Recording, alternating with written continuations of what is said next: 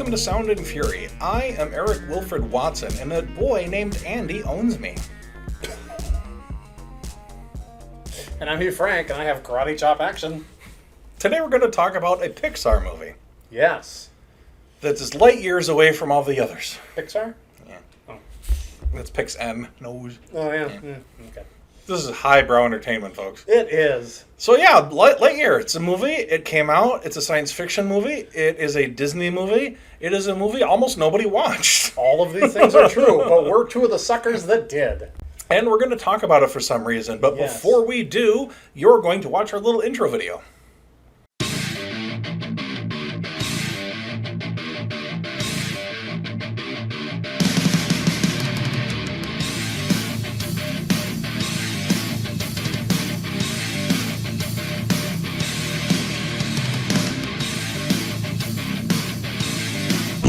And you just watched our little intro video. That was the coolest video I've ever seen. So what did you think of the Lightyear movie? Do you think it deserved to bomb at the box office the way it did? I don't get it. I thought it was great, and I have no reason. Not grading. Not grading. No, it was. It was entertaining. I watched it with my family. We all liked it. It had references to Toy Story without directly referencing Toy Story. It had action. It's the first science fiction movie I saw that actually took into account that if you travel at or near the speed of light, you don't age while everybody else does. And I've never seen that in a science fiction movie. Maybe I'm missing Interstellar. some. I have never seen Interstellar. Interstellar was written by the Beastie Boys.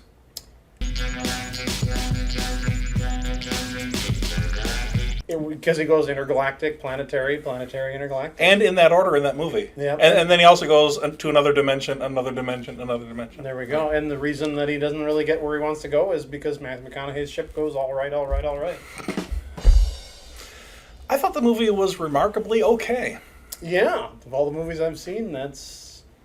No, and I get what you're saying about the movie, and it is interesting that all of a sudden he sounds a little bit more like Captain America and a little bit less like Tim the Tool Man Taylor. But you know what? I barely could tell the difference. Yeah, and I don't know why they made that choice.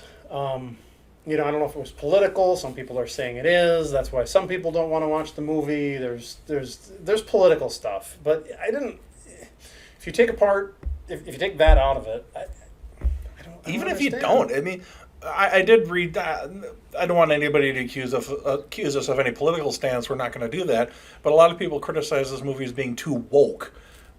It has 1 second of expository dialogue where they refer to a same-sex couple. Like, it's on the same-sex couple's on screen for like a second. Yeah. And that character dies within the spoiler alert.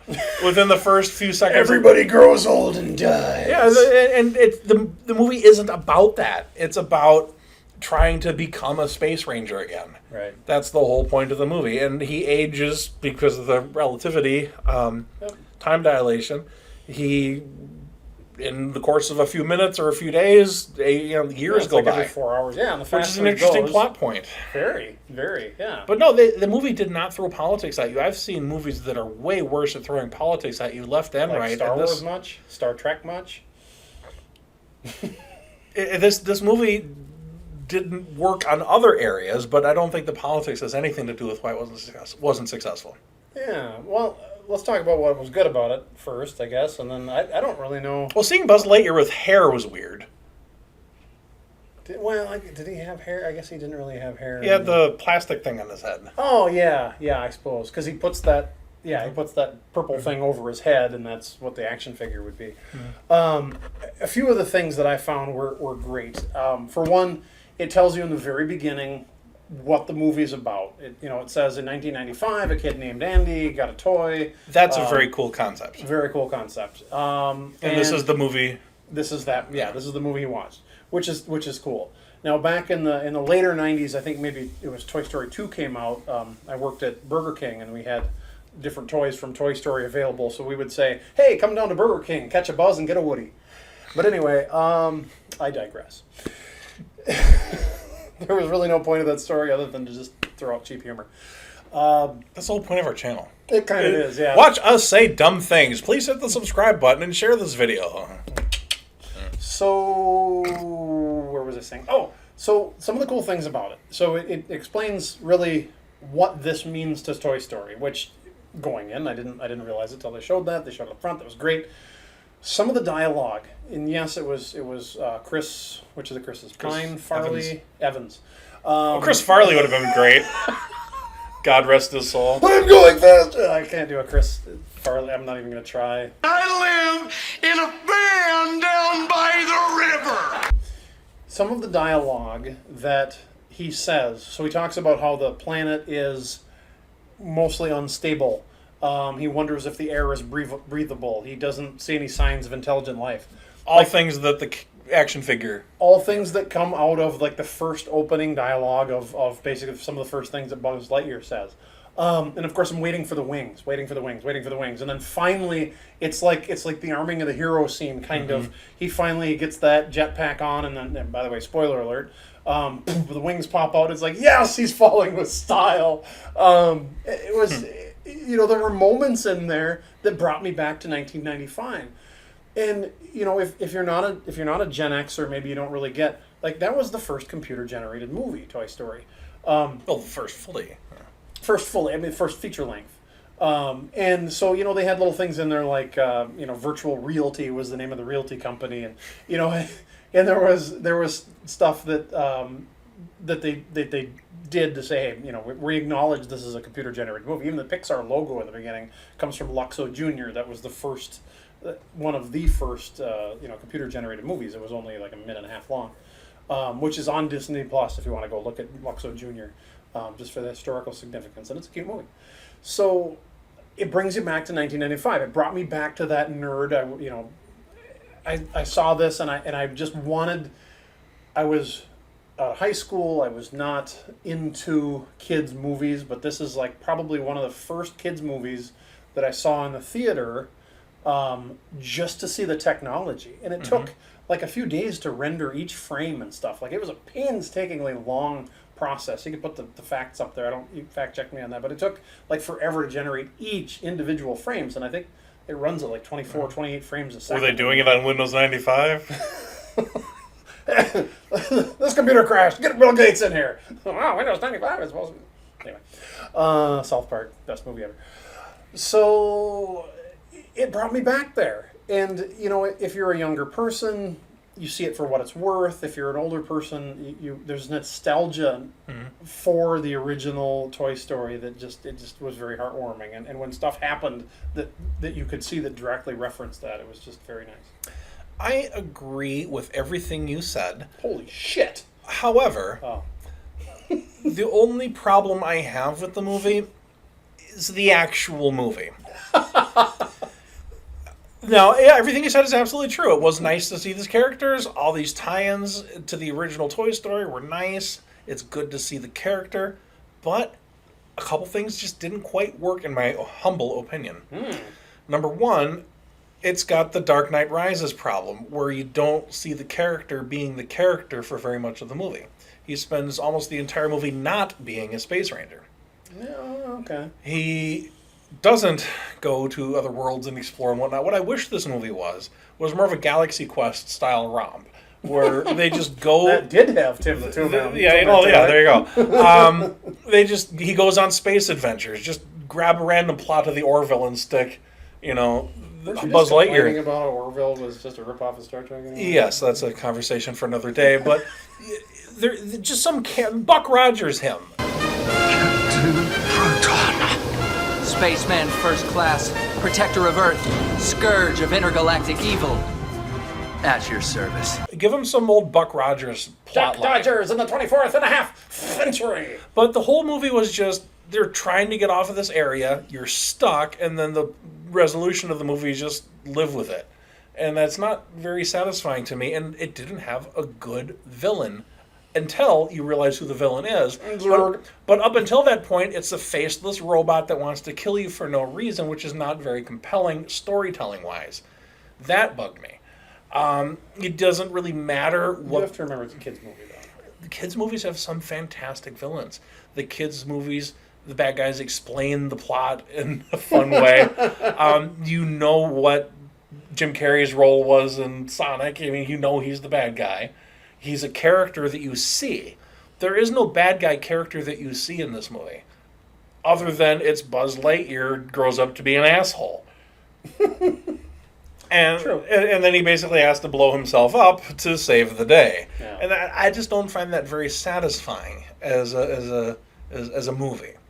But it did have some great dialogue. The characters were all likable. The special effects were way better than anything they could have done in 1995. So, wink, wink, this was Andy's favorite movie. But it just has a few drawbacks. But I'm not going to hate on the movie. It doesn't deserve the hate it gets. I think it's a solid C+ movie. It's decent. It's nothing that I think deserved to bomb in the box office. But I don't think it was anywhere near one of Pixar's best. Yeah, I guess. Plus, I just love disagreeing with you. It's literally why we made this channel. Jerk. But you're not wrong. I liked it for probably the same reasons you disliked it. So, take for example. I didn't dislike it. I just Well, thought I wanted it to be more than what it was. let me just say I rated it higher for the same reasons you rated it lower. Gotcha. Take for example, if you could go back in time and kill Adolf Hitler, we wouldn't have a baby boom. We wouldn't have women in the workforce. We wouldn't have, or maybe we would, but even to a lesser degree than now. It would have taken longer. There's no Rosie the Riveter working on the airplanes. Right. There are a lot of things that happened that ended up becoming positive because of this. The worst thing that ever happened. The worst thing, right. All the people that were born during the baby boom would no longer be born. And their kids. And like America as we know it would be totally different if it wasn't for the Second World War. Not saying that the Second World War was good, just saying that it is the way it is and the people that exist the way they exist. So we talk about going back in time and taking out Adolf Hitler before. That's the classic time travel paradigm, right? So knowing that you would ruin everybody's life, would you still do it? And that's kind of what this was about. Like he realized, he diverged somewhere along the way where he realized, yes, I made a mistake. I stranded all these people, but now we've got new life, a new civilization, and star dates that we've created here. And if I change any of that, then I'm going to destroy all of this existence.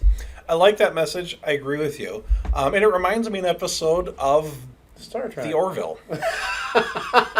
Fair enough. In the new season of The Orville, one of the characters gets transported back in time to the early 21st century. Back in time. They go back to rescue him, but they miscalculate the jump, and it's 10 years later, and he has a wife and kids. But that's going to alter the future. You wanted us to come take you home. We're here. 10 years ago, I wanted it. But not now. So they want to go back even earlier to get him before he could have his wife and kids. So they basically erased his family from existence in a really gut-wrenching, not funny way. But it's a compelling story. This kind of reminds me of that, in a sense, because that's what old Buzz Lightyear is trying to do. He's trying to undo what's already been done. These people have lives, and he just doesn't acknowledge that they have a life because it's not what he would have wanted for them. That makes him such a great villain. But you don't know that he's that for the majority of the movie. It's a good revelation, but it's not a good plot point up to that revelation. Right. They should have had maybe a secondary bad guy that he was like in charge of, some sort of face to the robots, some sort of like false flag threat, something other than a face to this robot that's attacking you for no reason, because that's not as interesting. There's no character in it. Yeah. Even the Terminator had a character, and it was a faceless robot, basically. Yeah. Anyway, please subscribe to our happy YouTube channel where we pleasantly talk about Where we movies. agree to disagree on shit. Yeah. No, but this makes me sound like I hate the fuck movie. I don't. It was a fun movie. He's a hater. I liked it. I just didn't all the way like it. Yeah, no, I get it. I get it. It went to infinity, or not quite to infinity, and not, and before. By the way, whenever I go to Bed Bath & Beyond, I want to know where the Beyond section is. I always think of that when I see a Bed Bath & Beyond. It's like, to Bed Bath & Beyond. Oh, God. And now you will too. Yes.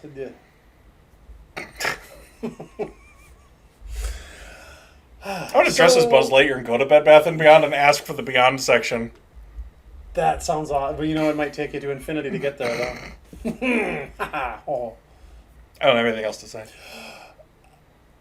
Yeah, no, I mean... I like the cat. Oh god, the cat was awesome. You did have something else to say. I was issued by Star Command to ease your emotional transition after your time away. Oh, well, that's very considerate of you, robot feline. All right, well, that's that. Buzz Lightyear. Was it a buzzkill or a light? Was it a buzzkill or did it give you a Woody? Yeah.